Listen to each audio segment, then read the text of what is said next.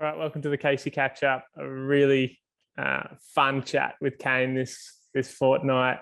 We talked about wingfoil racing and his recent trip to Tarifa. We talked about how good wingfoiling is to get people into downwinding, learning to read the bumps, learning to be comfortable out to sea.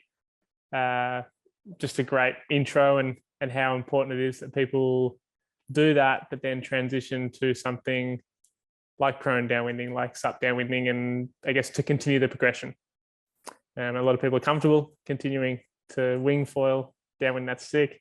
But I guess the whole idea of this podcast is to show people that there's more fun you can have. We then do a bit of a deep dive into downwind foiling, foils, high aspect, speeds, board design, lines to take when downwind foiling, not pumping versus pumping, big swells versus shorter period wind chop, and how they're easier or harder. Green, blue, black runs, just like on a mountain, same in the ocean. We go into a bit of surf foiling, high aspect versus low aspect, and attacking whitewater, and why certain whitewater is a bit easier to really sink your teeth in than others. More on gear, mast length, stiffness, thickness, the pros and cons of each. We then go into wing foiling in big waves and the challenges that it sort of offers up, but how it's as good as towing basically. And we finish with a few tips for downwind foiling, paddling up. But yeah, even more than that. We sort of jumped around everywhere. It's about an hour and a half episode, and I had a great time chatting to Kane, and we're planning on doing a live Instagram. What is it? Live Instagram, both downwind foiling with our sort of waterproof phones in hand, and sort of explaining what it is we're doing and what the conditions are like and what equipment we're using, and just bouncing ideas and frothing out there together, even though we're in opposite sides of the Pacific Ocean. But yeah, I just want to thank everyone for following along. I've had heaps of messages, people thanking me for doing these podcasts, and yeah, it's so cool. The foil froth is real. I am about to launch a wing foil course from beginning to end, learning how to wing foil, from literally learning to foil with a wing to wave riding, downwinding with a wing. I'm not going to pretend I'm good at jumps or anything like that. I can advise, but it's not going to promise any tricks or backflips, how-tos. But everything's sort of up to that is my plan, stuff that I've got knowledge on. So if you're interested in the wing foiling and you think it might be a cool way to learn to foil, that'd be epic to have you on. There's also sup courses I do online, learning good paddle technique, which a lot of people learning to downwind foil have used, thinking they're going to sign up to my course, use the downwind foil course. They've actually gone right to the beginning of the flat water sup course and learned how to paddle with good technique. So yeah, lots of good courses in there for the one price, and it's all sort of coupled up, and along with weekly phone calls like the podcast I have with Kane, I do with members of my online coaching community, call it Talk Back Tuesday, and we go into detail of videos that they have to share or questions they have, and dive into that every Tuesday. It's a lot of fun. The froth is flowing. And yeah, so that's my coaching stuff. If you want to jump on, head to my website, caseyaus.com. But yeah, happy if you guys are just listening to the podcast and frothing out, because I love that too. So thanks for tuning in. And without further ado, we get into the podcast, the Casey Catch Up with Kane De Wilde. Enjoy. All right, welcome to the Casey Catch Up. We've got Kane De Wilde, frother, first of all, foil frother. Second of all, brainiac whiz kid of design in foils, and third of all, just a legend. Like first time I met Kane, we're actually out in the surf at Hookeeper, just prone foiling, and just started chatting foils. And that day you actually had a bit of glue in your tail wing, and you're like, yeah. I just went away and I've come back and I'm trying to re-shim it so it feels like it did before I left. And just straight away I'm like, oh yeah, this kid knows what he's doing, you know. So I'm stoked to have you on, Kane, and to talk all things downwind foil. Yeah, thanks for having me on, James. I've been excited to come on here for a while. So yeah, loving the podcast. Yeah, we've been trying to line up a live, but while we're both downwind foiling and like have our phones and like but that's still got to be in the works. We have to do it. We will do it one day. I guarantee it. It's going to happen. And I think we can line it up for sure. Definitely. Our time zones aren't that far off. Yeah, 3 hours. It's not too bad. So it's just about, usually when the wind's blowing, I think we all just sort of drop everything and gotta get out there. So it's just stopping, thinking, okay, I wonder if it's windy in Maui, or if it's windy in Maui and Sydney, and we can try to line it up. But yeah, that must have been back when I was on my the first time we met. I must have been on my original lift gear, and I remember that it doesn't have any tail wing adjustment, so I put a little like bead of hot glue on the trailing edge to try and get some more lift out of it. There you go. Yeah, it's pretty funny. yeah. I remember just like, this kid's onto it. Like I was just using I was using the original GoFall stuff, and I'm like, you just plug and play. Like there's no shimming. So that was pretty cool. Cool little how we met. But since then we've both, I guess, just gone off the edge and dove straight into more foiling stuff. And I watched Kane was recently, he went over to Spain, I think it was, competing in the wing foiling racing, and it'd be cool to get a bit of a short version of that, maybe to start things off. That was a lot of fun. I've never gone on an official surf trip before, so I guess you could call that. I guess I have to Oahu, but never to a major mainland or internationally. So that was pretty interesting. Learning to travel with all the gear and manage it all and long layovers. It was a lot of fun. But the other part was competition. It's crazy. Yeah. The level there is so high, and you learn so much so fast that that's as much of a reason to go as to actually compete. Yes. It's just how much you learn. Immersing yourself in that culture, and like you said, that it's these people are so into it, and this I found the same when I first started stand-up paddling and racing and surfing against crew. Like even if you go and you come last, you're still hanging out with the crew, and you learn so much from everyone that's just doing it for totally. Yeah. And you make friends, and it's pretty great. Yeah. We kind of got unlucky with the wind. It was really light. Tarifa is known for their New King wind, like 40 knots. And first day we had wind from the opposite direction, like 10 knots. And then we had a couple days of just nothing. But we made it work, finished the freestyle event, did some toe foiling competition in the shore break. Awesome. And managed to get some racing in, which is what I was excited for. Yeah. So I guess from that, I guess I'm always pretty into foil design stuff. And what seemed to be the trend? What was everyone racing? Tiny. You're riding everyone, the top guys were riding just tiny foils, like 500, 600 per centimeter. Wow. And massive sails. Yeah. Like even if it's blowing 20, you're on a 6 meter, and you're just like harnessed in, locked in, and surviving. Oh, terrifying. Yeah. Yeah, it's pretty terrifying, because the other thing is they set up a pretty tight course. And so you're packed in, or coming around a mark, like 10 other people. And if you fall, you have a ton of foilers behind you that could run you over. But yeah, it's a blast. It's a blast for sure. I just chatted to a mate on Marcus, and he did a race up in Carnarvon, which is like northwest WA, and plenty of wind, but variable. Some days for super he was using big sail for him anyway. I think he was using a 5, which for him is pretty light. He usually uses like a 4, and then tiny foils. And a kid called Patrick up in northwest WA won the racing, and he was on a 525 Armstrong. Okay. And Marcus just said if he got up at the beginning, there was no catching him. Yeah, but if he didn't, then it was a race. And he said it was just absolute lunacy, like the speed, everyone's so close, and you're like attacking the. And he comes from a sailing background, so I think he especially loves it because he is used to all that. But for yourself, I don't think. Do you have much for sailing background? Yeah, I did 5 or 6 years of competitive sailing. There you go. So yeah. So yeah, that was my whole background before foiling, and that's what I was most excited to really get back into racing again. Yeah. Because it's been a while. That's something I really love. Yeah. But another thing that surprised me was the size of the boards people are riding.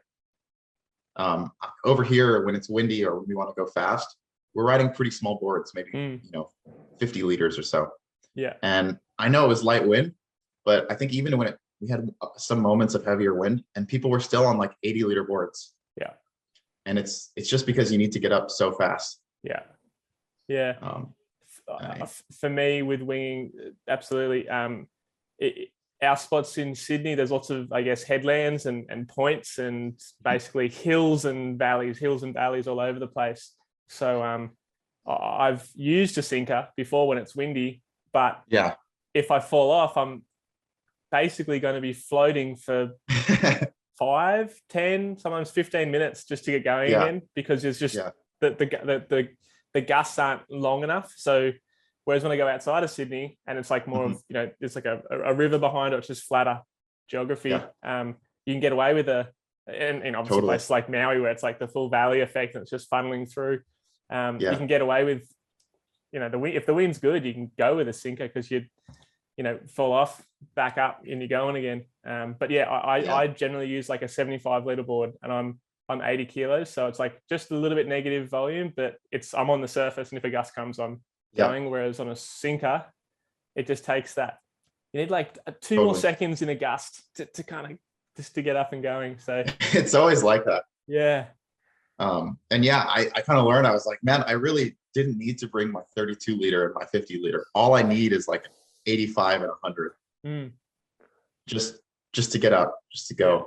Anything. Just the volume. Consistent. Yeah. Just so so you're already floating. So like you don't start below and have to come up above it. Yeah. Exactly. Just that.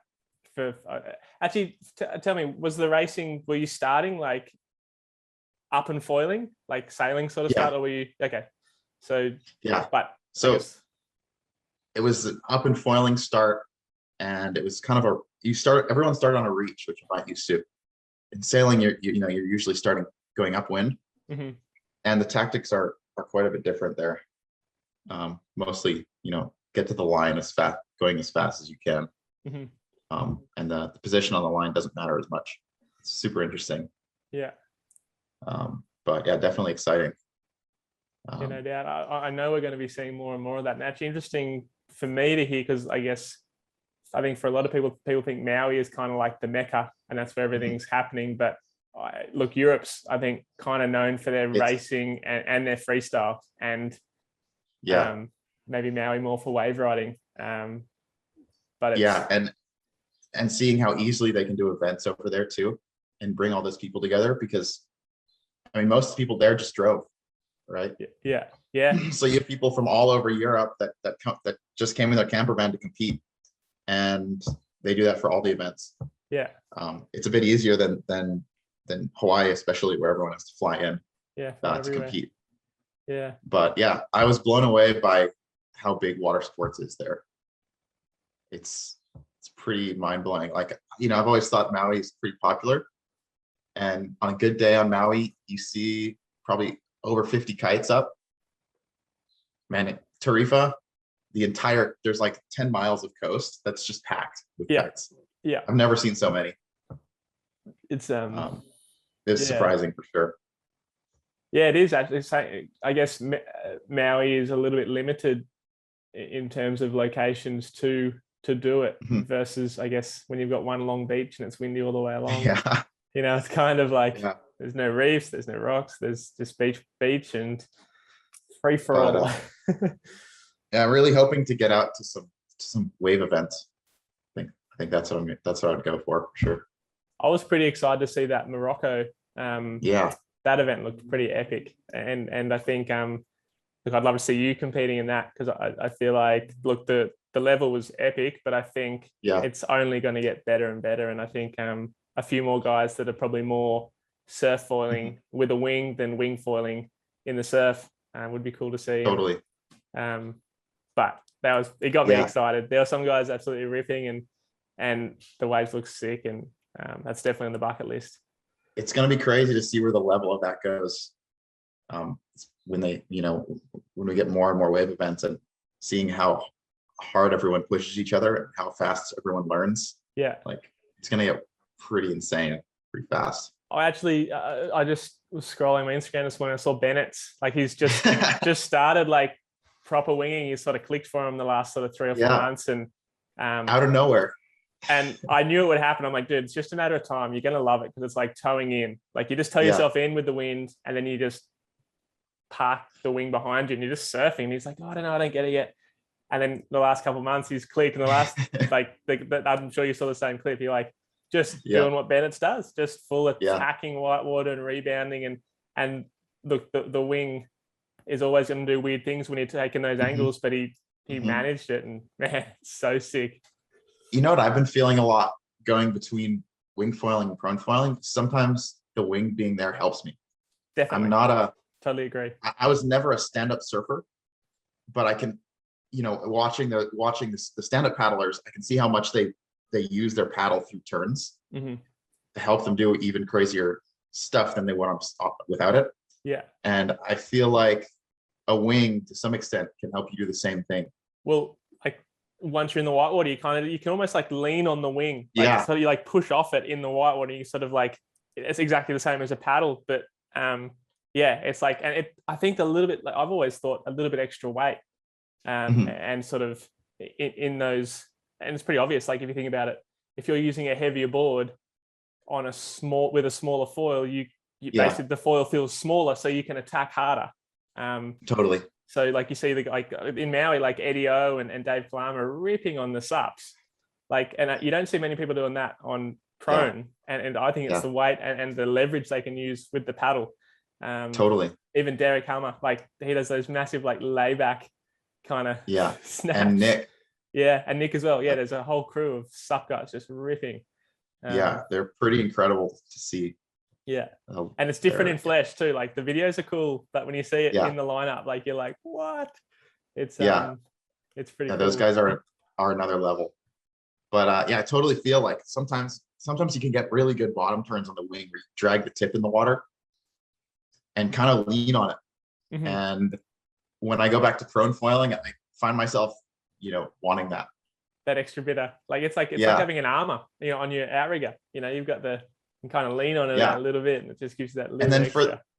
And then if you're doing a top turn with like the wingtip out or hitting the foam, you can kind of use the weight of that wing in your hand to correct yourself. Yes, I totally agree. Pretty interesting. It's super interesting, and I think potentially all of that's going to make it the wing foiling could be more progressive, or it already is.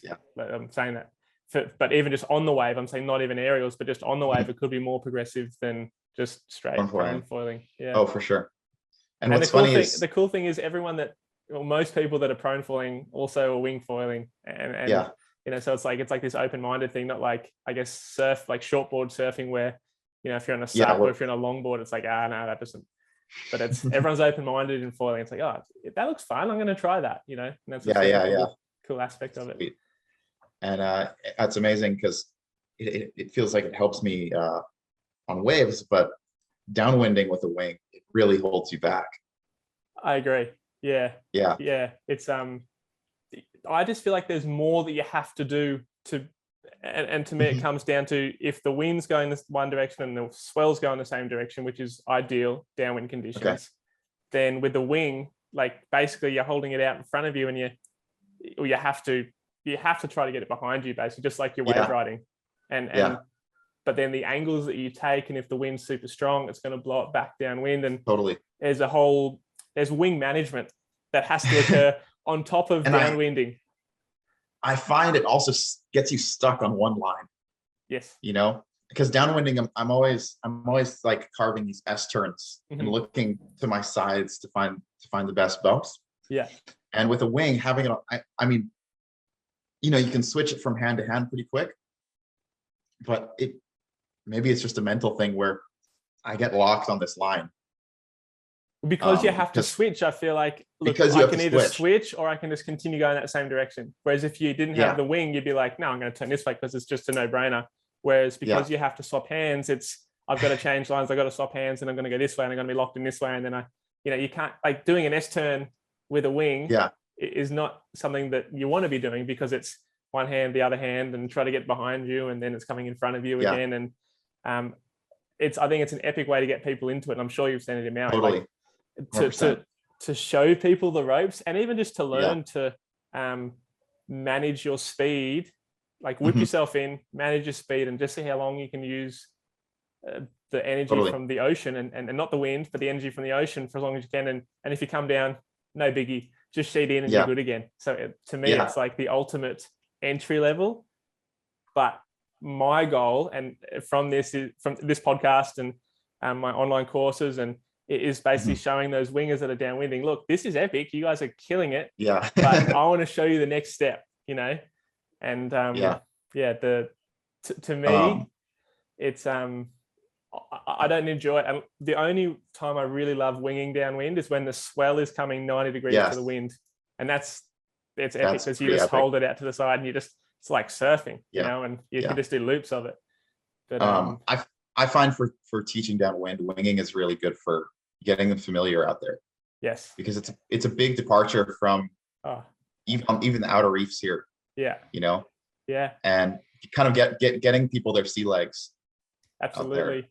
Getting them comfortable 2 Yeah. kilometers or a mile and a half out to sea, Totally. and just being like, look, it's fine out here. Like it's actually, I feel like it's safer now than it is on the surf breaks or the outside reefs. I'm like, no, and learning how to approach a bump, and how to there's a kind of rhythm there that absolutely. they learn. Yeah. And it takes, when they finally go to a sup downwind or prone downwind, it takes a lot of that like mental energy, mental stress of figuring that out off. Yeah, they know what bumps are going to help them and which side of the bumps are not. So it's reading it, and because it's completely different. And like I've taught a lot of friends who are surfers, and it's like they're looking behind them, and then like if a big if a big swell comes, like, oh, I'm on. I'm like, yeah, good luck with that one, mate. You want the one behind it. Yeah, the one behind it. Yeah, just look in front of you and just wait for that little sort of uphill, and just when you see that uphill like a meter in front of you, follow it. Yeah, get towed in by that peak in front of you is, I guess, the best way. I've been wanting to kind of make a video or something on that, but it's really hard to catch those bumps on a GoPro or something. It all flattens out. So I'm almost thinking like maybe I need to like make this heat map art of where the bumps are and where the power is going to be. Yeah. Because it's hard to explain. Yeah. With my online coaching, I talk about just for surf zone, but also like downwind stuff. I talk about the bump having basically the top of the bump. I say it's the green zone. That's where all your power is. So that's your heat map. That's your takeoff. In the middle of the bump is your orange zone, and you're not gonna lose speed there, but you're not gonna gain speed there either. And then right at the bottom of the trough and sort of getting into the one in front, that's the red zone. and if you're there, you're only going to ever lose speed. You're not going to gain energy from that. So like just simple traffic light system, but it's the same sort of thing, like a heat map of for surfing. To gain speed, you got to be up high, and same for downwind. To get going, you've got to be up high, but not so high that you're off the back, and not too far down that you're at the bottom. So there's a lot going on, and and the other thing teaching people is especially coming from surfing is, people think, okay, I'm on the wave, the top of the wave is here, I'm riding it, right, I'm in the right spot. The right spot on a foil is like you're 3 feet above the wave. Yes, that's the most efficient spot. And so I always see it's an interesting transition for people to figure that out. But I've taught a lot of people or friends who have like stand-up paddle boarded downwind, and for them it's another sort of thing. Like they know where to be, they know the bumps that are going to give them the lift, but because they're used to riding a 14-foot paddleboard, not a 6 foot or 4 foot or 5 or 7 foot paddleboard with a foil attached to it, they always sit too low in the bump because they want their nose the same spot as their 14-foot board is, so they're always sitting in that little bit uphill. So I'm like, no, you've got to think about where your tail is, where the tail of your 14-foot board is. So you've got to be like 6 feet further back than you normally would be, which is, they understand it, but they're always that one spot a little bit different. So it's interesting. Yeah, it's super interesting. Let's go into it more. So tell us your story of how you got into downwind foiling and whether it was winging, prone, sup, what was the progression for you? I think like a lot of our stories, it started with getting our first high aspect. I know you were doing it before that, but my first time downwinding was, first day, got this Albatross 210. I'm like, I was up at Hokipa, pumping it around, and decided to say, how far can I go? How far can I pump this thing? So took a wave, pumped outside, and was going from, going down the beach, slowly catching waves, and got a little carried away and ended up pretty far outside. Yeah. And then I was like, oh, this is a long paddle. I just have to keep going. So I think I made maybe 10 or 15 minutes and managed to get close enough to the shore to hitchhike back up. So so you started at like pavilions or yeah, I started between pavilions and middles. Yeah. And ended up down by Paia. Yeah. That was your first I was just run. on my prone board. Yeah, that's epic. And that's Maui, right? Like the wind is good, the bumps are good. It's a good little setup. And obviously you're skilled. Like when I first followed you, you know what you're doing. So at that point I was getting enough waves in a row that I somehow managed it. That's unreal. Yeah. Yeah. But pretty soon after I got a 6.0 stand-up board from Mark, and started trying to grind up on some bumps. Yeah. It was really hard. Yeah. So tell me about this. Did you go straight into sort of a downwind situation, or did you practice paddling, or what sort of? No, I went kind of straight into downwind. Yeah. I got used because I was never a paddler. I'd done some casual surf, stand-up paddle surf before, but never anything like that. So I think I might be getting my timeline confused, but around the time I got that stand-up board, I was also getting into winging. Yeah. So that I think is what got me comfortable riding that board. Yeah. Was learning to wing. Yeah, but also like you said, I guess a bit of paddle surfing. I think the fact if you can ride a sup in the surf, I think that's a good baseline. Yeah. But I think also your sailing background no doubt would have helped you reading the bumps too. I guarantee. Yes. Oh, for sure. Yeah. For sure. Because you spend a lot of downwind sailing. It's all reading the bumps. Yeah. Getting in the right spot, getting that little, half a knot or 1 knot faster than someone else. Yeah. Makes a big difference. And I think even just driving boats, like sailing, obviously better, but when downwind really clicked for me, and I have to thank Connor Baxter's dad, Keith, we were doing a photo shoot. I was with JP and we went way up towards Hana, and he's like, oh, James, you should drive. And I was driving and he's like, what are you doing? He's like, you gotta ride the bumps. And he's like showing me, he's like, okay, now try it. And I drove all the way back from, halfway to Hana, all the way back to Kahalui. And he's like, now you're getting it. And Connor's probably cursing him now because I was racing him after that. And that's where it all sort of clicked for me. But I think driving a boat downwind, a jet ski, obviously sailing's going to be better, winging, just getting out there and trying to find the energy and making it as smooth as possible has got to be the best way to learn to downwind. Yeah. And I don't know, once I got up the first few times, it would take me 15 minutes, but once I was up, I could do a run. Yeah. Or most of a run. Yeah. And it's so addicting. So actually let's get into equipment. What size was your 6.0? Like I think it was a 6.0 by 28. And I don't know how many liters, probably somewhere around 100. Yeah. And at that time I weighed about 175 pounds. So what is that, 75 kilos or so? Yeah, be about kilos. That. Yeah. And still my biggest problem was getting up. My biggest problem has always been getting up. It's more like 80 kilos. Yeah. So you're more like 80. Yeah. Plus 20 liters kind of thing on your board. Yeah. And because I wasn't a strong paddler before. And so also, I had a 28 wide board, I guess, if you look at boards now. Oh yeah. Like we can make that. And but to start with, I always recommend you're better off being on something wider that you can stand on. And you can be able to put the power in with your paddle. versus something, if you go straight to 20 or 22 or 24, it's going to be falling off, or you're going to have to go way longer. Yeah. So you use a lot less energy standing there than you do trying to get back on the board. Exactly. So it's better not to fall. But yeah, always had a problem getting up. I thought I wasn't paddling hard enough. So I started looking, really deep into board design from my sailing experience and learning about hull design and trying to apply a little bit of that to boards.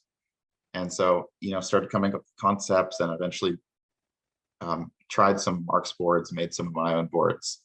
And that was probably the biggest breakthrough, is getting on, 6.0, 20 by 24, 115 liters, nice flat bottom. Yeah. And that's actually 6 by 24. That's exactly what I'm using now still. But mine's like 79 liters. Yeah. So, and this board had its issues, but it let me go from my 210 to my 165 downwind. Yeah. And that was mind blowing. Yeah. Suddenly you feel like you're going twice as fast and you're connecting these bumps way ahead that you never thought you could. Yeah. Your gaze has to be not like 3 or 4 meters in front of you, but like 10 meters in front of you, because that bump way in front on the faster foils is relevant to you. Whereas when you're on the slower foils, you have to sort of keep your gaze a bit further in, because don't worry looking down the coast, you're not getting there yet. And then the problem became, wait, this is a totally different pattern than I'm used to, right? I can't take my old line. Seriously. Yeah, you have to kind of rethink.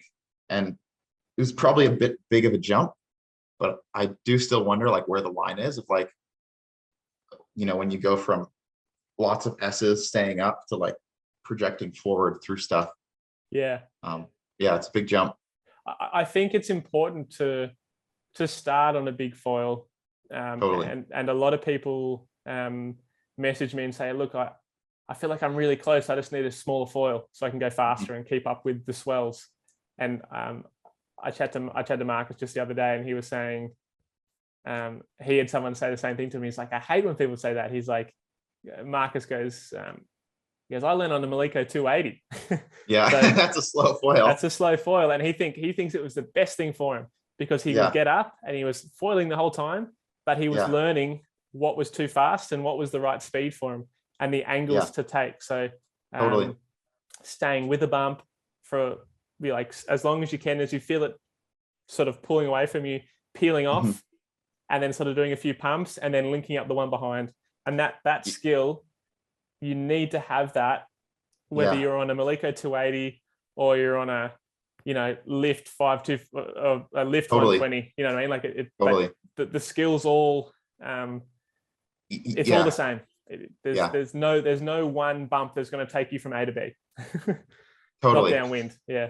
Totally. It's always a mix. You're always looking to your sides. And I was teaching a few friends the last week. They're doing really well winging in the waves, and they're really competent foilers. But what hasn't clicked yet is reading bumps, connecting bumps. They can find a good bump, they can ride that bump and keep their speed, but connecting 2, 3, 4, 5 bumps is where they struggle. And I don't know what your recommendation is, but I've been telling them a lot to look to their sides. No, exactly. Right? Yeah. I think like when we surf, we think, and especially on like swells, when you're on that one swell and you've got to go straight. Whereas when we downwind, I talk about, straight downwind is, 0 degrees. And then I want you to go 90 degrees or even 100 degrees to your right, and then 100 degrees to your left as well. And you've got all of this room. It's like 200 degrees of play. You have to use every bit of that. Yeah. And so at the same time as teaching them, I've been working on my no pumping downwind. Yes, epic. Where, you just find the energy you need to stay up and use that, maximize that, and try and connect bumps without pumping. Yeah. And you're right. Sometimes you need to go over past 90 and actually link one behind you.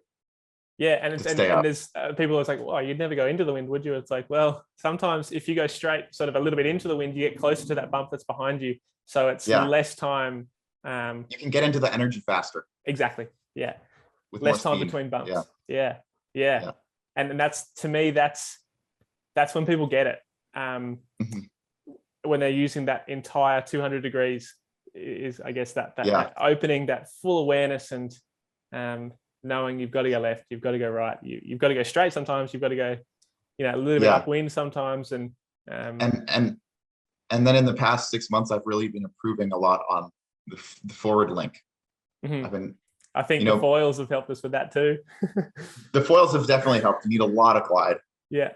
But before, I was using a lot of energy to just force myself pumping over the next bump. And in the past 6 months, I've kind of realized there's little pathways you can take. Yeah. And where the waves come in, where the waves, the two bumps will meet, at the center, there's little cross waves. I'm gonna bring up a little whiteboard, so this is worth. Perfect. Yeah. So really simple. Let's just say this is our bump. And then what happens? Let's say it's a it's like a Kihei run, like a bay run. It's kind of like this. Yeah. But then like a Maliko run, you'll have a bit of swell almost running like let's just say this direction. And basically, every time these swells cross over, these lines are the peaks. So every time the peaks cross, there'll be a low point either side. So I'm going to draw in, let's go green. So basically here and here is a low point. So you can go either side of that. And then again, here and here. So instead of running up and over, what we're looking at, I'll do another in blue to the side.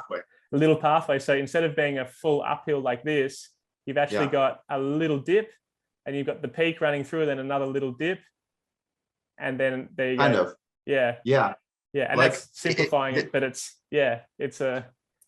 what we're looking this at happens, low point.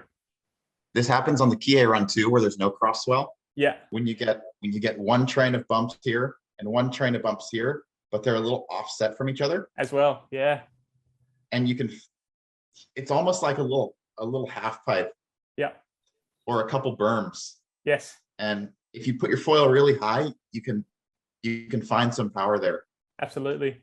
Yeah. And so I've been, that's been a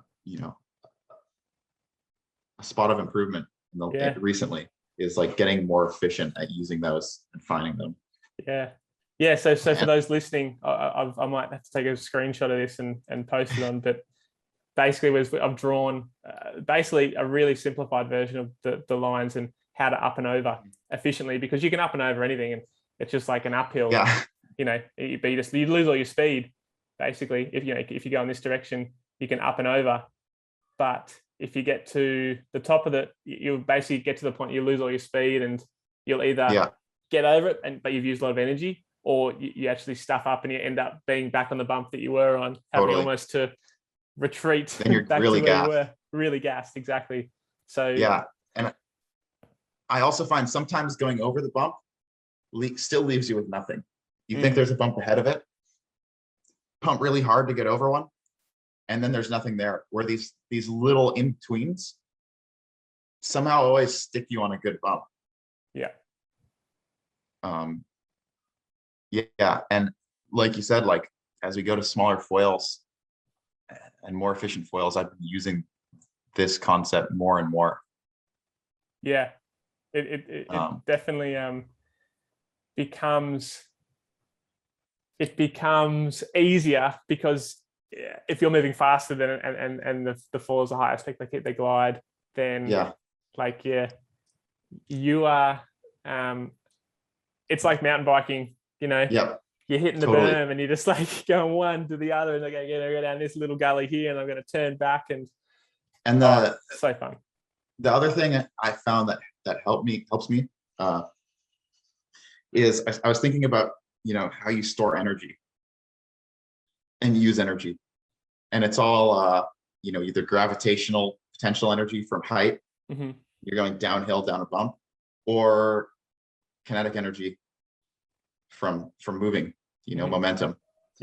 And I kind of think of this is more when the bumps are good, but if you have enough power, on a wave, I stand up as tall as I can and get as high up on the bump as I can. And when I go to extend out to another bump, I'll actually squat down super low because I'm using some of that gravitational potential energy that I've stored by standing back up in the next bump.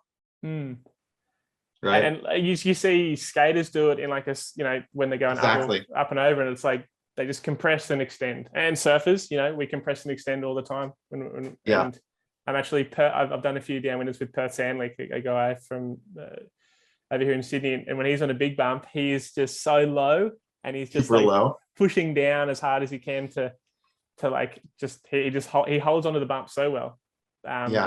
This is something I kind of figured out. I think it might have been on a trip to Oahu, when I was doing a bunch of prone downwinders, the guys over there.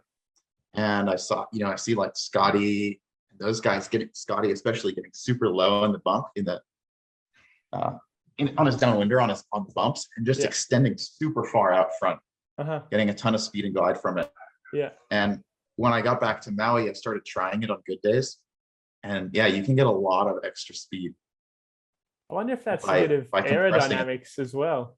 I don't know. I don't think I'm going faster than the wind. Yeah. But it's definitely making a difference. Yeah.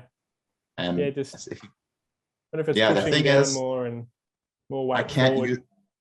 I can't use it when it's like lighter conditions or borderline, because crouching down means I need to get on a bump good enough to stand up again. Yeah. If the next bump doesn't have a lot of power, the foil has to be like, I have to put extra load on the foil and sacrifice some of my speed to stand back up. Yeah.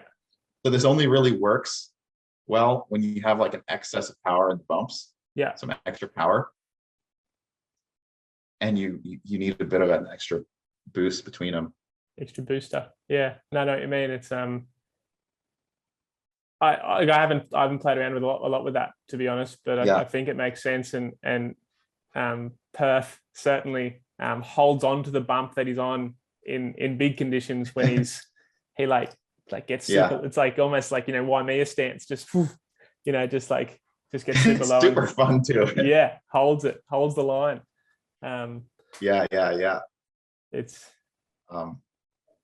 I love those big windy days. It turns into a dance. Yeah, when the wind and the swell are going the same direction, that there really isn't anything better. I think the only thing to touch on for those that are learning, and I'm sure probably similar for you, Kane, sort of helping people get going.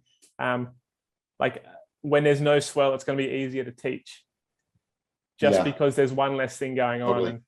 And if it's just wind chop, you're going to be able to tune into that a lot easier, because for me, like I can get up on swells or wind chop, but it's always easier if I get up on a wind chop rather than a swell, which people think is crazy when you first tell them that. They think, well, the swell's much bigger and it's going to get me going, but the problem is the swells move too fast. And so when we're learning, generally we're learning on bigger gear because we need to get going on a sup, or if we're like in terms of pumping, it's just easier. Bigger foils will stay up for longer, I guess, need less energy to keep them up. And they'll get more energy from those slow little bumps. Exactly. Yeah. So, and generally the beauty of the wind chops compared to a swell is the wind chops are much shorter period. So there's lots of them all over the place. Whereas a swell, even if it's a 4 or 5 second swell, you can get lost for 10 seconds. Exactly.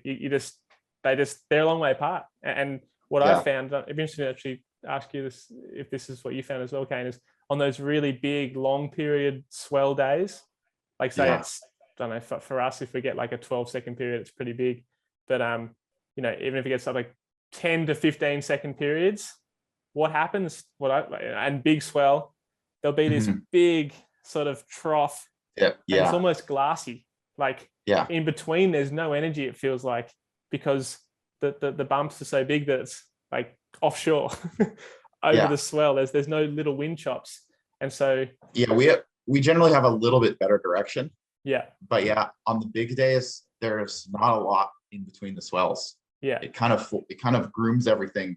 Grooms it one way. Exactly. Yeah. It just makes it all cleaner, which you Yeah. think, oh, that's perfect, but it's not. Like the wind chop is your friend, and the more wind chop there is, it's just more consistent. Consistency. Exactly. It's Yeah. just less time on looking for bumps, looking for energy. Yeah. On those big days, you want something fast, so you can get downwind as far as you can on those big bumps. Mm-hmm. And then as soon as I'll get on a big bump coming in, and I'll just be looking the other direction, waiting to see some energy. Yeah. And as soon as I see that energy, I'll kick out. Yeah. Go back out into that energy. Yeah. Stay on my line. Yeah. And it's tricky. I kind of for the crew I'm coaching, I talk about green runs, which are like our bay runs. So just wind chop, like there's no swell, and if there is swell, it's only a short period because it's just from wind. And then there's blue runs, which are ocean runs that only have ocean runs with not much swell. Good basically. wind chop. Yeah. Wind chop. So basically a flat day with lots of wind. So like summer in Maui, Totally. And then there's like your black runs, and that's ocean runs with swell. And obviously there's different degrees of black runs. Like if the swell, there's the double black. There's the double blacks. On Maui, when it's big and half your run, you're in the outer reef. Yeah, seriously. Or even like if you go up towards Hana and you've got all this backwash and refraction as well. Oh man, yeah. And it's like there's just so much going on. But like on mountains, like where there's green, blue, and black and double blacks, people that experience love the double blacks. The challenge is what makes it exciting. And the green run's like a groomer, like super fun. Like you just really carve, and it's so much fun. It's like a half pipe. But you kind of want a little bit of everything, and that's kind of the beauty of it. The ocean's always changing. The harbor and bays and lakes are always changing too. And you get something different every time you go out. Yeah. And you want to use different foils a lot of the time. Totally. For those different runs. Like double black, you probably want a faster foil because or just in general. Yeah. You want to try, even if it's the same conditions or similar conditions as last time you went. Sometimes switching up your gear, even if it's to something bigger and slower, you can learn something.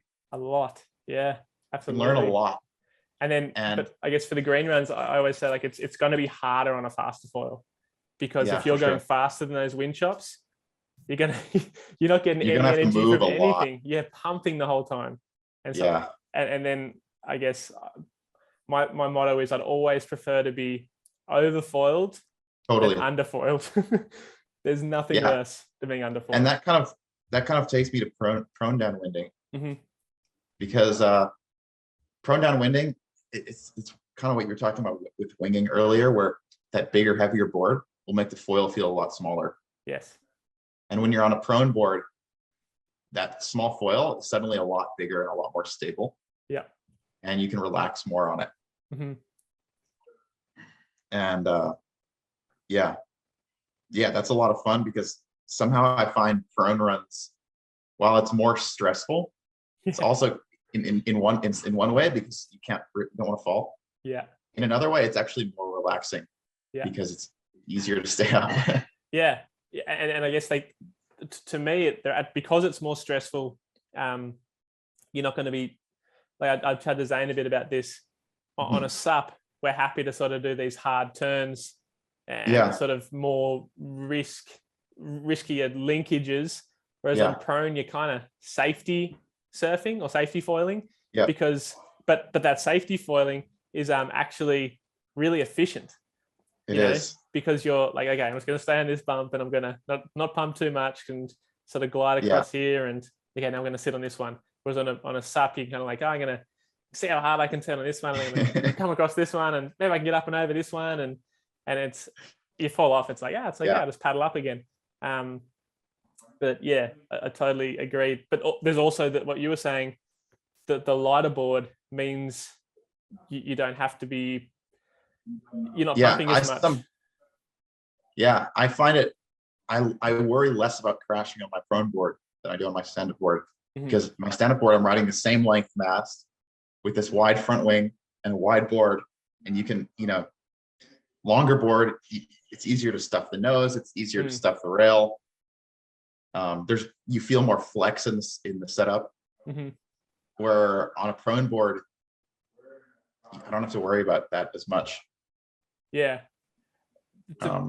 Unless what I've found is when I'm prone and I'm using the same setup I would on a sup, I feel actually that I'm like, oh, this foil feels so much bigger. It's the same as when I'm using a sup, but because I'm on a prone, it's like, okay, concentrate. Don't get overlifted. Don't get too much lift, and but that's a gear thing. That's usually when we prone, it's when the sup run isn't quite doing it, and like, I'll just go for a little prone run, chip in, and it's only a couple kilometers because we got headlands that sort of prevent us from going.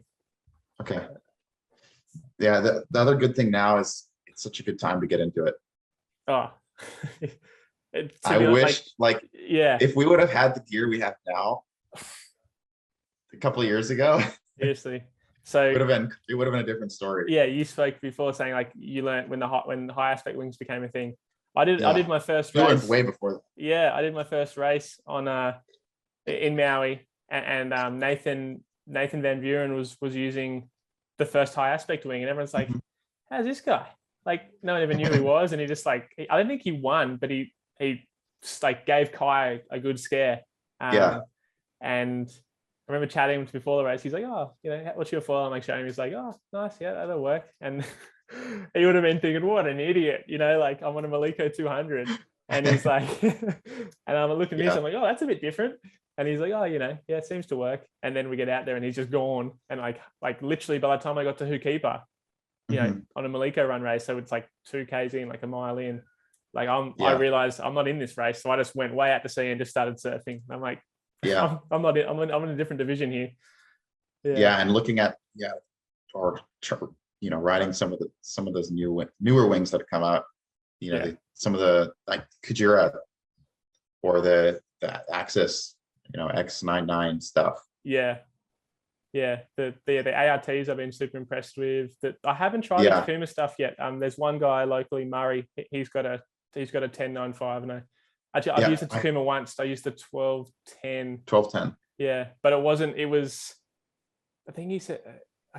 He said it was shimmed. It was the aluminium mast, I think, and he hadn't shimmed it correctly, so it felt a little bit strange. And to me, I'm always like, why do you have to why do they make stuff production that you have to shim? Why not just make it right? And I'm always like, come on, guys, like we can do better than this. But I found I've been spending I spent a good session on the 1095 and the glide. You don't slow down. Yeah, that's great. I heard the bottom end is it just like the bottom end's just fine. It loves to just sit in that bottom end. You don't ever lose your speed, even like it's like at that lower speed the drag isn't high, so it's which is and similar with the 999. I feel that the 1099 is going to be it for learning to downwind. I've been testing a bunch of the Axis stuff and the 999 Epic. But in light conditions, I'm pumping a lot. The wind kept dying on me. Like, okay, and I sort of written off the 1099, and I'm like, it's going to be too big. Like, I'm already going on the 999, and then I tried the 1099 the day after, just like I should try it. It's light wind. I'll just try it out, and I went the exact same speed as the 999, but it's easier. But it was way easier. I'm just like standing there, I'm looking at my watch. I'm like, why didn't I use this yesterday? Like I'm just standing there. You're just making life hard for yourself, and that's a good. And that's why I actually posted my sort of my coaching group, and I said, look, guys, I've learnt the lesson for myself again, trying to that I've been telling you guys. You're better off on something bigger every time than something too small. It's hard to beat wingspan. Higher aspect, and just the glide was crazy. You just you can't beat wingspan. Seriously. It's always going to be more efficient. It's pretty cool. And I just assumed it was a bigger foil. It's going to be way slower. Yeah. Exactly the same speed for those conditions Crazy. anyway, which is, yeah, that's impressive. yeah. But looking back at it and like, I don't think I had a look at my heart rate data, but I was working way harder on the Really? 999. Just like even on a bump, I'm like it'll be like a 2-second glide and then pump, pull off and Okay. pump, glide, pump. Whereas on the 1099, it was glide, pull off, one pump, glide. And I'm like, should have used this. Should have used this way more often. That's interesting too, because I've been messing with. I have basically two sizes of the same wing, and they're actually the same wingspan, but just two different areas. So theoretically, the higher aspect one's going to be more. The smaller one's going to have higher efficiency. But I found the larger one is just a lot nicer to downwind. I'm really not going that much slower. Yeah, and that's you the same thing. You don't slow down. That's it. And that's it. You, in between bumps, you have to be able to hold your speed and not have a top speed really high, and then as soon as you pull off, drop.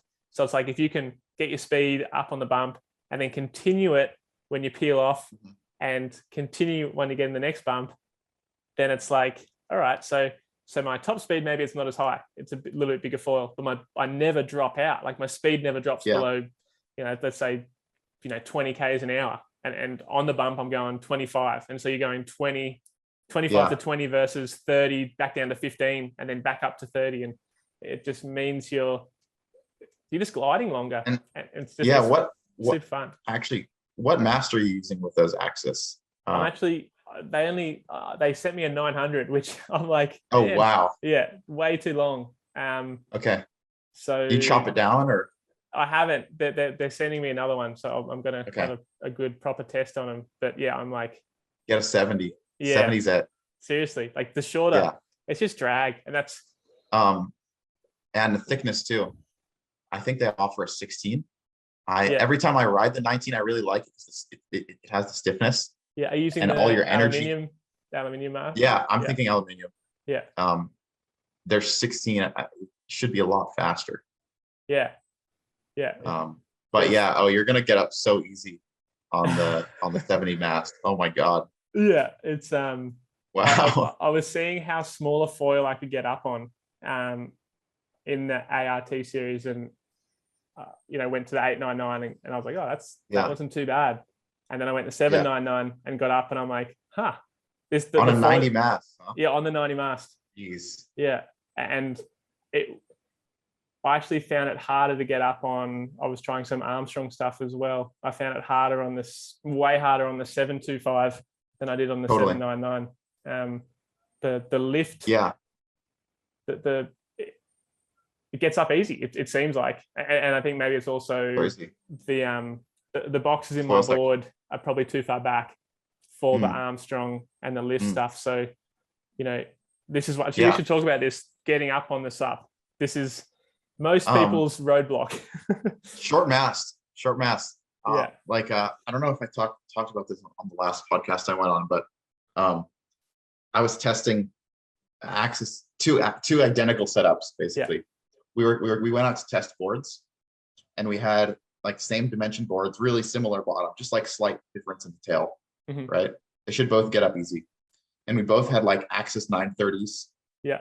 Same fuselage, same tail, but we didn't have the same mast. And we're like, oh, it'll be fine, right? One of us is on the carbon 85, one of us is on the aluminum 70. Yeah. And no contest, aluminum 70. Like I had a hard time on the 85. The other thing you got to think about is the flex, because that carbon 85 is a little bit it's not not crazy, but it's not this. It has some flex. The aluminium one's way stiffer, so it's like direct power. But I had kind of a hard time getting up on the 85. Yeah. But the 70 was like a couple strokes and I'm in. Yeah. How good it was massive. Yeah. And we actually, I think we went out again and swapped. We swapped the setups. Yeah. Right. Just to test it wasn't the board. Yeah. Same result. Wow. Yeah, it was huge. That's what I keep telling Marcus. I'm like, dude, the board design hardly matters. As long as the dimensions are close to right, the foil is going to make a bigger difference. And it breaks his heart. Yeah. I think What that's I not was surprised completely by, true, but yeah. I went out, Jeremy Riggs has been doing these flat water paddle So sessions cool. every Tuesday. Frothing. Yeah. And I showed up to go test a new foil, see if I could get it up. And I ended up, trying out a bunch of different gear and trying out a bunch of different paddles. Yes. And it's amazing. It's amazing. Paddles make a Yeah. big difference, honestly. Huge. To me, the stiffness of the shaft, big difference. The size of the blade, big difference. And I always say, like, for me, go as stiff and as a stiffer shaft and as big a blade as you can handle, because we're only taking, to get going, maybe it's 15, 20, 25 strokes to get up and going. And well, yeah, I found blade design is huge. Yeah. So yeah, share with us what you found. I'm on a pretty big, it's not a big blade, but I'm on a medium-sized blade for foiling, a big blade for stand-up, really stiff shaft. And I tried a very close blade design that had a shorter shaft, was lighter, it's just better built. It's one of the QBs. And that was better than what I have. And then I tried another one, way smaller blade, more flex in the shaft, way easier than any of the other ones. Yeah, right. What was was it like a concave? It was Jeffrey Spencer's blade. I don't know. I don't know which one it is. It's one of the Black projects. Yeah. And it was really efficient feeling. Where the other ones, I could get a lot of dig out of. They took a lot of energy for the amount of thrust they made. Yeah. Where the other one I tried, there was no drag. I would get a lot of thrust out of very little energy. Yeah. And because it was so small and so light, I could really move it. Yeah. Yeah. No, that's a good point. I guess I liken blade size to gears on a bike. So if I'm using a big blade, that's a big gear, and you're spinning a big ring up a hill. It's hard work. If I'm using a small blade, I've got to be rating tap tap tap tap tap tap. Yeah. Granny gear up the hill. That's true. Jeffrey had some interesting thoughts on it where I think that blade was more forgiving, right, of any technique mistakes and stuff. But the other thing is I was trying to get like an 800 square centimeter foil on flat water. So you needed the rating. Yeah. So I think I needed that forgiveness and that speed to get something small up where, when I was on some other people's learning setups with, one of those, a big Dave board and a 280 on the bottom, I kind of liked the big blade because it was like a couple strokes and you're up. Yeah. That's, I actually never thought of, I've always, I've got this bamboo paddle that's crazy stiff. And the blade's kind of, it's medium and nothing like I wouldn't race with this paddle ever because it's just like, there's nothing to it, but it's just stiff and a pretty big blade. Okay. I use for racing, I use a VMG Orca, and it's a much more forgiving sort of paddle. Like the catch is super clean, basically. Like you can't stuff up the catch, but the shaft isn't quite as stiff. And because the catch is forgiving, I feel I don't get the oomph that I want for foiling. Whereas for paddling on a sup, I don't want that oomph all the time because it's like your shoulders just sort of like, you get tired. Whereas for foiling, it's 15 seconds of effort and then you're up and it's like, okay, put the paddle behind. That's probably what it was. I felt I had to be more careful on the catch with my blade, but I could get more power out of it. It's just harder. Yeah. Well, one thing for people learning to sup downwind foil that's really important in terms of paddle technique is think about, like when I first started paddling, I was in my head, I was like, the faster I can pull my blade through the water, the quicker I'm going to go. So it's like the more water I push behind me, the quicker I'm going to go. And that was no one had told me different. And that was how I had thought about it. As I paddled more and started doing more racing, I actually figured out that was the completely wrong way of thinking it. If you're pulling water back, your blade is slipping in the water. You can hear the stalling, noise. yeah. It's like, Yeah. when you can paddle and think about a pole vaulter, you know, you're planting your pole in one spot and you're propelling yourself forward and over this, you know, the high jump mark. Think when you paddle, think that plant the paddle, or like a skier planting your poles in the snow and bringing yourself past it. Yeah. When you can do that, good. when you can do that consistently paddling, whether it's sup racing, whether it's sup surfing, downwind foiling, that's when you're going to get the most efficiency, because no slippage in the paddle is key. If you can bring your body past it, that's when you get the propulsion. And so that's funny, because I've been thinking about that.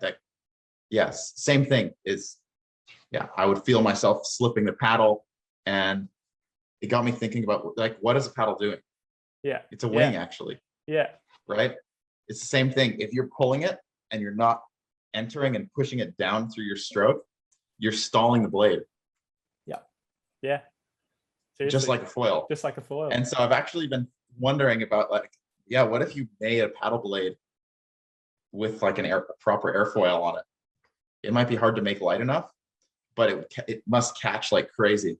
Yeah, maybe you get that little bit extra sort of lift out of it, and yeah. So I've been kind of wondering about, could you make a more efficient paddle?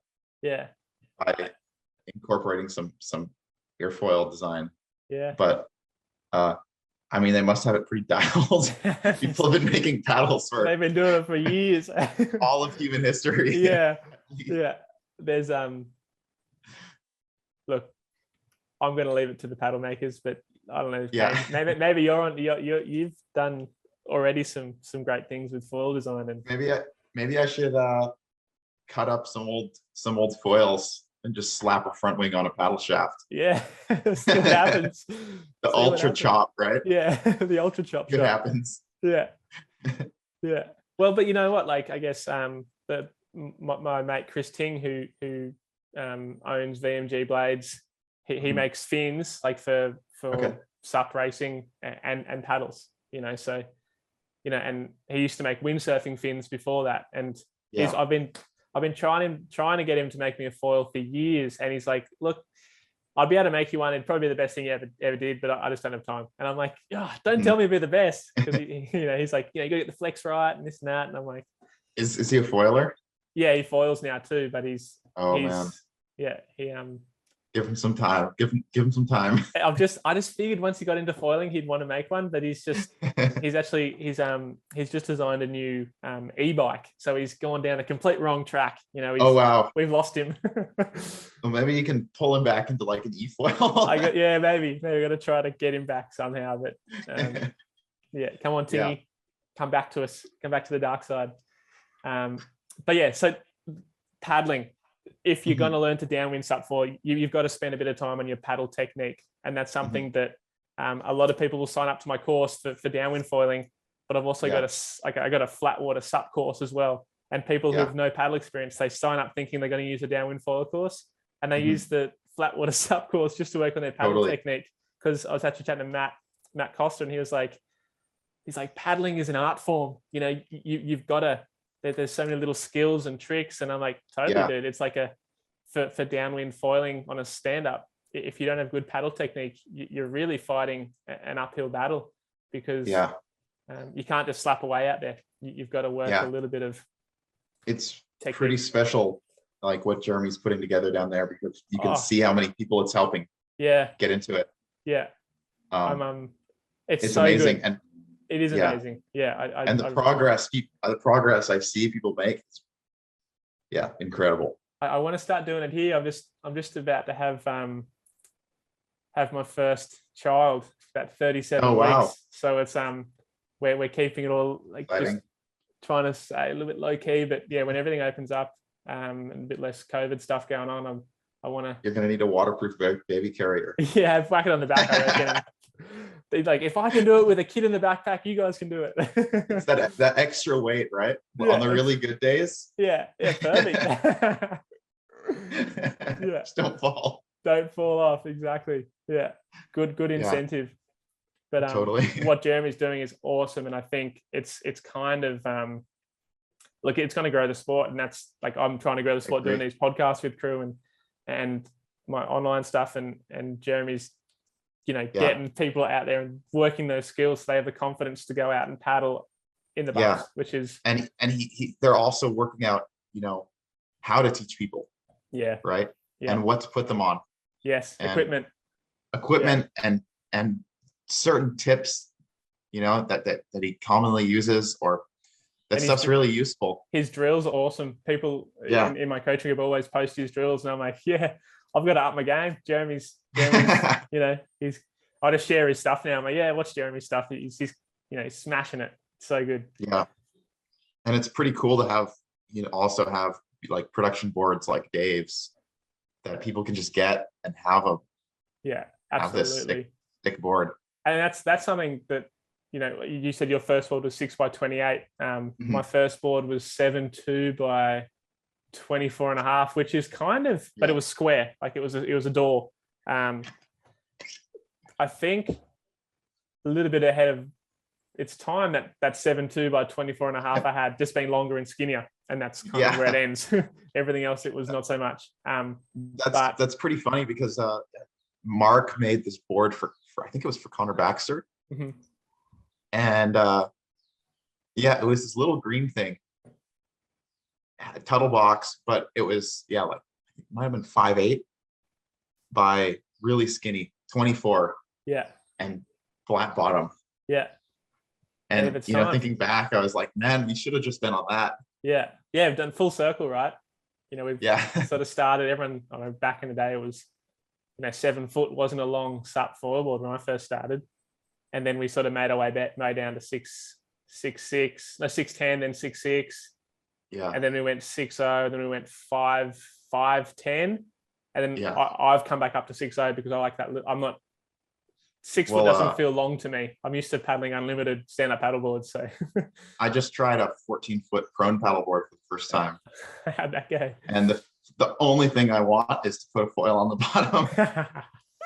You can paddle so fast on those. Yeah. See, and it's ridiculous. You can't underestimate waterline, I think. Yeah. Like length, you get so much extra speed just from having a little bit longer board. I never realized how unstable something could be. They're narrow, right? I had trouble balancing on it laying down. Yeah. That's not something I've ever had before. They're so corky, right? Like they're like and on your knees. You're sitting pretty far out of the water. Yeah, big time. It's a lot of volume. Slapping a foil on the bottom would fix that too. I think you're right. Definitely, it's like a dagger board. Yeah. I remember seeing a video from one of the guys in Tahiti, I think, riding one of them. Yeah, and once he got up, it looks like he was always going to catch a rail when he was pumping, but he didn't. It did look like kind of a pain. Yeah, but I haven't seen him use it much lately. But I wonder how it'd be for like light wind winging, where you don't have to pump. Yeah, just maybe. Right? Yeah. Well, that's what I was. Heat in and take off. Yeah, because all the wingboards have gone so short, right? Short and wide. But maybe for racing, that's not what you want. Maybe you want. I don't know. For light wind anyway. Yeah. 14-0. Let's do it. You'd certainly get up first, and if it came down to is it the nose that crosses the line first? That's the. I guess so. Go longer. Man, Dave's getting there. I saw him out on like 7.6 or something. Yeah. it's pretty funny. Yeah. That was the earliest I've ever seen a foiler take off on a wave. Yeah. Just it's sick. Up and going. It's I've got a 6'10" prone foil board, and it's actually like I made it as like a bit of got it made as a bit of a like a gunny sort of shape. Okay. And I've only used it a handful of times. I need to get it on it more. But the idea was you can on a 4.6, what I normally ride, it's hard to paddle into something that's over 4 foot and kind of steep. So I thought, we'll go 6'10" and see how that feels. Maybe it's 6'6". 10. Yeah. And it's like sort of get in that a little bit earlier. Yeah. And then it's like it's really narrow. Once you're up at look, every time I've used it, it's been like, this is good. And especially if like when you're using Wow. paddling for bigger waves, longer mast is my idea because obviously, More time. And you can kind of have, be too much nose down. You can fix it before that, or too much nose tail down, and you sort of fix it up. But I just made a 5.0 by like 18. Yeah, I saw that. 52 liters. Yeah, and it works pretty good.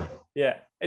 A lot of the time, I use my Downwind SUP foil board in like really small days. It's 6 by 24, 79 liters. So I'm not duck diving it, but like you just sort of stroke into these waves and you jump up, and once you're up, it's like you're in. It's like, usually small days, bigger foil, gliding around, one paddle in, happy days. I made it for big wave winging. Yeah, right. I didn't want to compromise on that rail clearance, so I made it super skinny. But I've been riding my 32 liter board, and on a big day, you need to get up instantly. Yeah. And so I either ride a huge sail and a tiny foil, or a normal size tail, and then I'm riding like 1,000 square centimeter foil in double overhead wave. I found the same thing for winging and big stuff. It's unless the wind is really blowing. Yeah. Man, it's like you're using a massive sail and you're compromising like on the wave. I want to get up on like 800 square centimeter with like a little tiny little sail. You want to be using what you want to be towing with, but with a wing. Yeah. Which is so I tried to make a board around that. Yeah. And how's it worked? Yeah, I made some mistakes. Yeah. I didn't make the tails too skinny. I like to ride, especially surfing, with a bit of offset feet. Yeah, I'm the same. And I can't get my back foot far enough over to the rail because I'm riding with basically my toes wrapping around the edge. Yeah. So next board, I need a little bit more tail width. Do you see Mike Pettigo made a asymmetrical foil board? That was thick. Yeah. For exactly that. I want to do that. Yeah, that makes a lot of sense to me actually, because and he's ripping on it. Yeah, just has that Florida crew just shredding. It's so cool. That must be similar to what I was talking about with the competition. Seems like they'll push each other. Yes, exactly. And I There's think a bit of friendly. I think the waves consistently foil heaven or consistently shit for surfing, whichever way you want to look at it. They have perfect size waves for like whitewater banks. Exactly. And this is kind of progression. I was chatting to when I was up at Ballina where Mr. Bennett's lives, Adam. He, I followed with him a lot because I was doing a foil camp, but we saw him a lot, and it was cool to sort of see what he was doing, obviously in person. He was shredding. Yeah. But also the waves he's in, and I'm like, dude, the waves are so soft up here. Like it's like foil heaven. Really? Like all the white waters are so fluffy, and I'm not taking away what he's doing. He's ripping, and not all the sections are soft, but there's really like soft white waters that you can just you're not afraid of them. There's no they're not going to push back at you. They're like reforms, and like Watergoes is epic. Ballina, Rivermouth again. It's like this soft reformy kind of gutless waves, and for foiling, man, that's what you want. Yeah, that's what you want. I don't know how to explain it, but you want I still want a steep face. Yeah. But it has to be kind of steep and throwy, but also gutless. Yeah. I don't know how to explain it. Just reform on reform, I feel like, maybe it has to suck up a little bit, but it can't be moving very fast, I think. Exactly. Yeah. It's like it's got to be shallow a long way out or something. So all the power's gone. Yeah. But it still can form up. Yeah. Ka's got to be right there. Ka's pretty good. Yeah. Especially the inside kicker wave. That's what I mean, the inside. Yeah, especially. Yeah.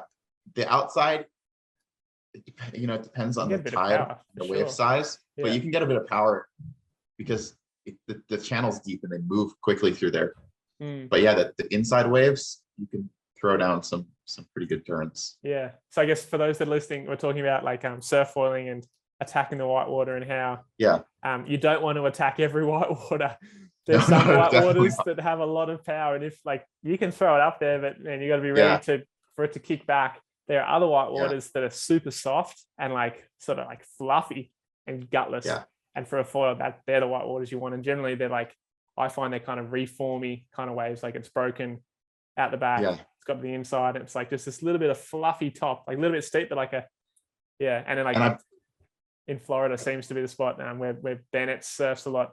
Like, yeah, I bet you have a similar thing of like, I find the backside hits are really comfortable, and you can throw a backside whitewater hit on pretty much any wave. But the front side ones are terrified because you either have to like get the foil out and rotate around it off the nose, or I don't know what, you can really get thrown on those. Big time. It's like on the backhand, you can just kind of lean on your toe side. Like you watch surfers, like you watch guys on their backhand at J-Bay, for example, they're always going to go more vertical than the guys in their forehand. They're going to be going rounder. So to me, that's kind of, maybe that's the same, but it's, you just fully just like up and at it backhand, whereas forehand is scary. Yeah, that's where I see like foil progression pushing too, is like we need to get, I mean, the guys in Florida are doing it, Adam's doing it, like really aggressive front side hits. Yeah, agreed. And I find prone foiling like, the more vertical you hit it, the better it is. Yeah, for sure. Sometimes like, even if you have to sacrifice a little bit, that extra last moment of like cranking up can get you around and smoothly back onto the wave. Yeah, for sure. I had a coaching call yesterday, and we spoke about exactly this. And what I found, and if you watch other guys attacking whitewater, you actually want to bleed a bit of speed before you attack. Oh yeah. Like if you go into a whitewater like full stick, then you're like, it's just, one, you can't get as pivoty. It's like, it's also hard to time. Timing as well. Like you're going quick at it, and so it's like you want to, like, you don't want to be going too fast, and I feel like a fast foil turn is a carve, and then a slow foil turn is a pivot, and that pivot to me lends itself to the whitewater a lot better than a carving to the whitewater is tricky. The conflict I'm having in which foils I want to ride right now is I found these really small high aspects, you get all the speed and they turn really well, but it's a carved turn. Yes. And you can slow it. You can still slow down and pivot them. But I find when you're putting it in a foam, instead of rebounding you back into the flats of the wave, it'll kind of just sink through. I find because a lot of the times when I'm going into a lip or a foam, I fully ventilate the foil. Yeah. And it's kind of acting like a planing surface now, like a surfboard. And then the shape doesn't really matter. It's just area. Yeah. And so I feel like I can do a lot harder or better whitewater bangs on like 1,000 to 12 or 1,300 compared to like 700 or 800. Yeah, I know what you mean. Yeah, it's like because it doesn't fully stall out, I guess. Yeah. The extra area, like I just feel like when I hit it, I get a boost off of the whitewater. That just feels good. Like I was taking I was riding like 800 for a while and kind of struggling again with those turns. Yeah. And just to test the foil, I took a 1250 out. Yeah. And it was magic. It was really good for some reason. Yeah, to me, the best surf foil that I've used of late is probably the RS 1000 from GoFoil. Agree, yeah. Like it just, you can attack, and it doesn't link waves that well. I feel like I'm always a little bit under, but I kind of like that, because when I'm on the wave, you can turn a bit harder, and it just in the whitewater, like compared to all the other GoFoil stuff I'd used in the past, it was silky smooth. It didn't jump out at you. It was just like you can hit it and just like come down off it, and it was. I was really surprised and impressed by the RS 1000. Yeah, it's very different to the 1150 and the 1300. It's actually really similar to the Viper. And when I tried Bennett's, when I towed with him and that clip he put up, that was my first session on that Viper.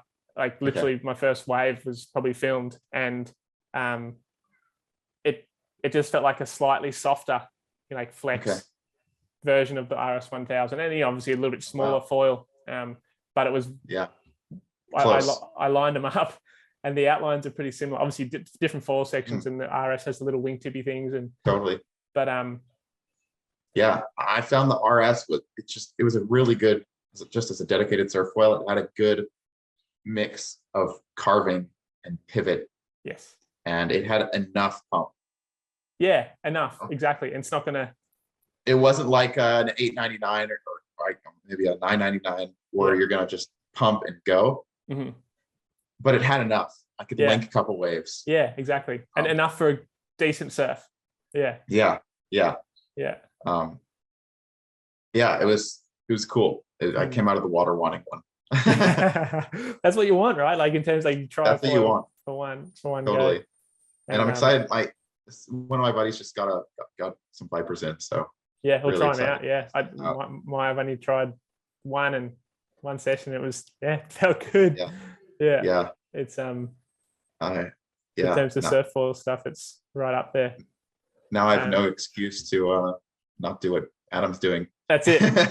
And you know what? I was just thinking, like Thousand Peaks, south side Maui. It's a lot like that. Yeah, it's fluffy, man. Like that's got to be the spot. Obviously shallow, but yeah, totally. Yeah, that's the zone for those. Yeah, excited for summer.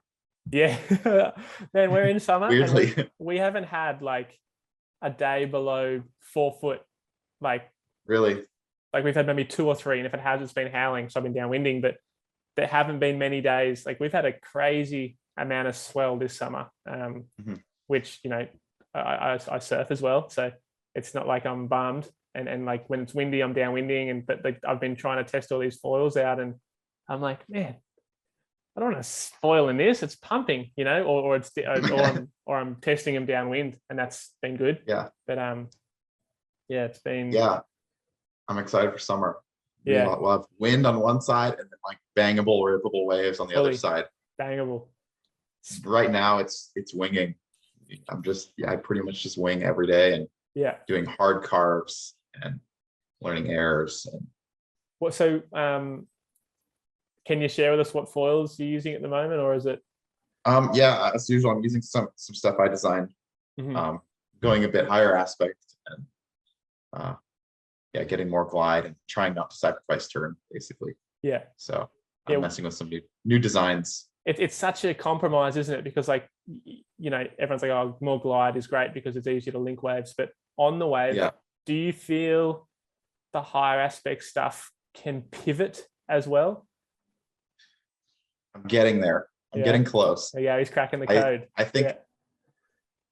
Yeah, and I think some of the newer high aspect stuff is we're moving towards like, all right, I'm not compromising over my old surf foil anymore.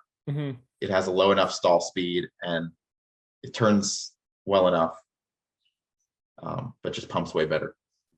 How do you get the stalls? I guess maybe I don't want you to give away all your secrets. It's it's foil section. Okay, yeah. We're getting the Kujiras are really good with that. They have a very efficient foil section. So are they slower foil sections to get that stall speed lower? No, they just have a wider range. Yeah. Yeah. And that high aspect obviously lends itself to the range, and then the foil section is going to. Yeah, and same with the Axis stuff. The foil section they use is very efficient and it has a good range. Yeah. Especially on the low end, it has a good range. Yeah, I've tested a lot of the Axis stuff, and it's the fastest I've gone downwind on the Axis stuff, which like by like a good margin.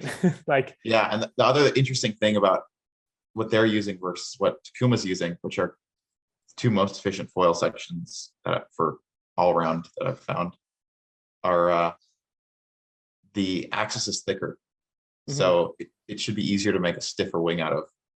The Kujira is thinner percentage, so they need different chords as well, but it should be easier to make a stiff wing with the Axis foil section, which helps a lot in pumping downwind. So you'd say stiffness is a good thing? Yeah, stiffness is huge. Yeah. Just for personal prototyping stuff, you always want to find what foil am I going to use for prototyping And the biggest consideration is the mast, Yeah, right? for sure. The mast, and then how the thing attaches. Yeah. Where, yeah, I need a super stiff mast, but you also need one that doesn't ventilate and it isn't super thick. Yeah, because you can make a super stiff mast, but it's just got crazy drag on it, and that's no good. Totally. You can make a thick, stiff, light mast, but it's going to have a lot more drag and kind of kill your glide compared to something thinner. Then there's ventilation too. Winging, especially when it's windy or during hard turns, I run into a lot of mast ventilation. Yeah. So explain that. So what mast ventilation is? It's hard to explain it. A lot of people, it's been explained to me or described to me from people as a lot of people think it's their tail wing ventilating. They're like, yeah, I'm deep enough in the water. My front wing's not coming out, but it feels like my tail wing comes out, or I catch. It's like sometimes it feels like you catch a plastic bag on your foil, or some. If it happens in a turn, it feels like you're digging rail. You can fix it a lot of the time by sanding your mast. So it's the trailing edge of the mast. It's the whole thing. The whole thing. Okay, gotcha. Yeah. Yeah, I think it's probably starts at the leading edge, and it's kind of hard to figure out why it happens. But the biggest factor I've noticed is thickness and surface finish. So keeping any scratches on your mast are really important. So really thick masts are not great at it. It happens sometimes on the Axis 19, but not very often. I haven't. Well, I'm I'm not winging a lot lately, but generally, like the GoFoil masts are also pretty good against it too, as long as they don't have scratches. Yeah, you got to keep those masts, keep them clean, covered up, get them in a bag.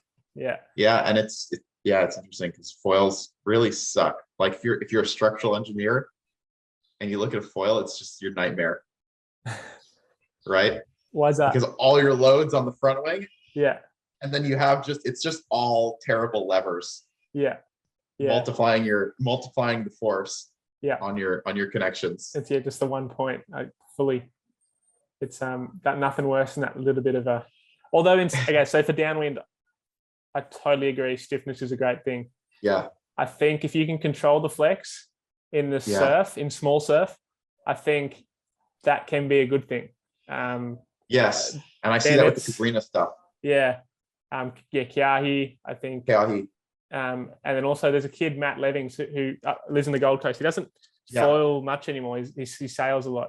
But he used to ride for Nash, and the tail wing, he had this tail wing that broke, and so it literally had a bit of movements. Yeah, and he did these crazy turns, like he was doing the whitewater turns well before Eric was even at a podcast, and just like attacking it. And then the Nash distributor sent him a new tail, and he's like, he don't like it. He's like, I like this one that's cracked. Yeah, I found the same thing with I had the same thing with some signature albatross stuff, where I was loving this one. It was kind of breaking, so they sent me a new one. They're like, this one's way stiffer. I'm like, I can pump it like 15% better, 10% better, but I can't turn it at all. Yeah. And so the flex is actually helping. And it's the same. I had a session on the new Cabrina foils, and I think Adam's really liking those. Yeah, seems to be. He's killing it. Yeah. And there was a lot of mass flux. And at first it was really weird and hard to ride, but I kind of found there was a rhythm to it. And once you figured out that rhythm, you can kind of do a lot. Twang in and out of, sort of flex in and out of turns. And I've actually been messaging Rio Stevens. I tried some Armstrong stuff, and to me that mast felt very flexy coming off GoFoil. Like the 925 to me was everything was like this. I'm like, holy dooly, like this thing is like a noodle. And I said to him, like, do you find, like, because I saw he's obviously ripping on the Armstrong stuff. I'm like, do you find that like the Armstrong's flexing? And he's like, no, man, super stiff. And I'm like, cool. You got to try GoFoil or an Axis setup, and that's stiff. Yeah, and I can't say any like more than this about it, but I find that you have to design the wings around how much flex is in the foil. Mm-hmm.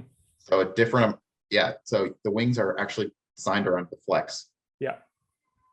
So more, yeah, less flex means a totally different wing shape than more flex. Yeah, obviously a higher aspect foil is not going to work so good with the flexi mast because you're as long as or even just between high aspects, it's like little tweaks can make a big difference. Yeah. Don't give away all your secrets. I'm excited yeah. to see what you come up with because I know you're always working on something. So you're pushing the sport. So we thank you for it, but I know you can't share all the secrets. Let's finish up with some downwind foil, I guess, tips. Cool. So obviously you had a really good one with the shorter mast. You know, bigger foil obviously when you're starting out, narrow board. If you're coming from winging into downwind, which I think a lot of people are, while you're just riding around on your wing, get comfortable ventilating the foil, get comfortable popping a wingtip out and recovering from that, or just even going straight, going slow, coming out of the water and recovering. Because I find downwind, you know, you're going to get most of your efficiency from riding high up on the mast with your wing close to the surface. And when you turn, it's going to happen. Right? That wingtip sometimes is going to come out and you need to know kind of reflexively how to recover from it. I know Jeremy talked about one of his tips was when you stand up foiling in the surf, get used to touching down and then coming back up again, which I thought was just sort of the opposite end of the spectrum. It's the same tip kind of because you're either too high and you're going to breach and come or down too low. Or too low and touching down. So it's kind of like I like that. I like I think it's a good tip. For me, being comfortable with how a foil breaches is really important because that means I can keep it close to the surface. And that gives you a big big boost in glide. For sure. But you were saying for wingers that I wanted to jump in and say, Matt, just deflate it, and then you go and there you go. The deflate downwinder. Have you thought about doing that yet? Have you considered? No, I haven't. I've actually I considered like winging up to Kuau. But leaving my wing on the beach. There you go. But then wing up there with my paddle. It's easy to go in, deflate the wing, leave it in the bushes. It's not. It at least gives me a sub downwinder without the ride. You should come in and take the wing with me. Just have a dry bag. Just whack it in your backpack. I did a run on the weekend, or when was it? Maybe Monday it was. No, it was Sunday. And the wind here has been quite onshore. So it's like a north day on Maliko run. Far out. And you just wing out to sea. I think I went like 4 or 5 Ks out to sea. And then I just sat down, deflated my wing, wrapped it up, packed it up, threw it in my backpack, took my paddle off the boom and just paddled up. And I was like, had the sickest angle. It's like getting a boat to take you out to sea and then just away you go. But you have to be pretty confident paddling up with a bit of weight on your back. Oh, for sure. That's something that you don't just jump into. I mean, for tips for downwinding, just get really comfortable on a run in the water. You know, you want to be calm and have a clear head. And if you're having trouble getting on foil, sometimes it helps just to sit down and take a break and kind of bring everything back together before you try again. And one thing like for exactly the same thing, sit down, catch your breath, compose yourself, but then look up and mind surf the bumps around you. So if you see in front of you a really good trough, be like, man, if I was standing up, I'd be on that. Think, okay, and then count how many, sit there for a minute and count how many chip-ins you can see. Because if you can't see any when you're sitting down, you're not going to see any when you're standing up. I can guarantee it. So like even when I paddle out to the run, like to like the run line, I'll like, okay, there's one there paddling out. There's another one there. Okay. So they're out here and, you know, maybe there's 4 or 5 I see in a minute paddle out. I know that every 10 seconds there's going to be one for me. somewhere. Yeah. And don't panic if you're in the wrong spot, because that's going to happen. You're going to see them and they're just like a 2 meters over there. That's all right. That's what just wait, and it's going to come to you. And I know you've talked about this before, but if you paddle for one, there's going to be a second or third one behind it. Yeah. And what helps me a lot is I actually start paddling at the top before the one I want. Yeah. Like you're almost So as your nose is dipping down. Yeah. Just to get that little bit of extra speed. Yeah. And usually it's the second or third one. A lot of the times the third one that I get. Yeah. And you want to be paddling into the back of the one in front of you. Because that's it's gonna move and it's gonna become a downhill, like almost Dave spoke about. He's like, you want to start paddling like as your nose to the highest point, which if you're thinking about it from you obviously you don't want to start paddling there, because then your nose starts to dip. And by the time you've got some speed up, your nose is probably down. You're going to start. Whereas if you only start to paddle as your nose is down, you're going to have no speed, and you're going to end up having your max speed when your nose is high. So it's timing that sort of pendulum, as the waves coming under you, timing your max speed for the downhill. Yeah. And another thing is trust the bump. If you're on a bump, just trust it. Stay high, and that thing has power, and sometimes they can carry you for longer than you expect. Yeah. Patience.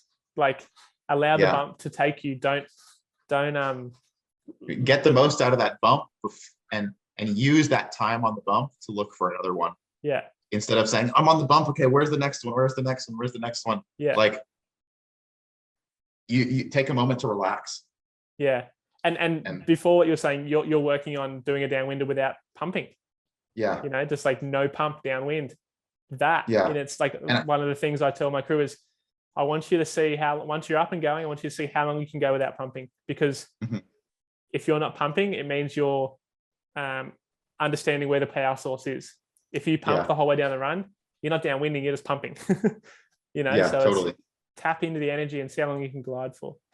Yeah. And sometimes, a lot of the times you're going across a bump, right? You're not going straight down it on a foil. Yeah.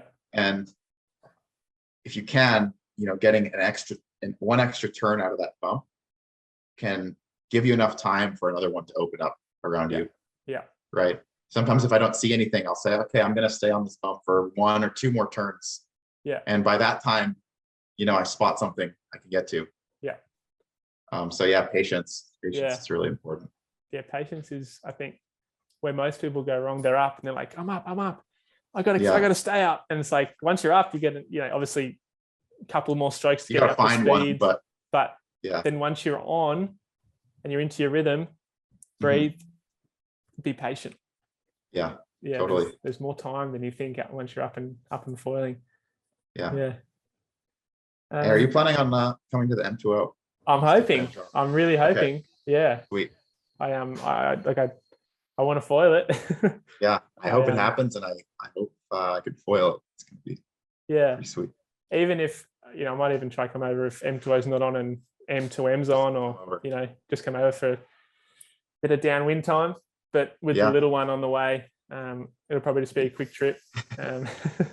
Unfortunately, I think it'll be too young to bring him over. Not old enough to foil. Yeah, not old enough to foil yet. So I'm gonna make the most of now. Cool. But I definitely I need to catch up with all the Maui crew and do a couple of downwinders with you guys, because it's been too long. Yeah, hopefully it happens, and if it does, it's gonna be wild. Oh, it's gonna be so far. So I've been frothing watching following Greg closely. Yeah, he's been doing a bunch of downwind races just recently in Guadalupe, and then obviously the downwind foil week they had in France. Very jealous. We'll have to get over. I'm sure we'll be doing that soon, I hope. Yeah. Cool. But yeah, thanks so much for your time, Kane. A lot of people messaged me, when are you getting Kane on the show? And I think we sort of jumped around a bunch of different stuff, but downwind foil, wing foiling, surf foiling, I think everyone's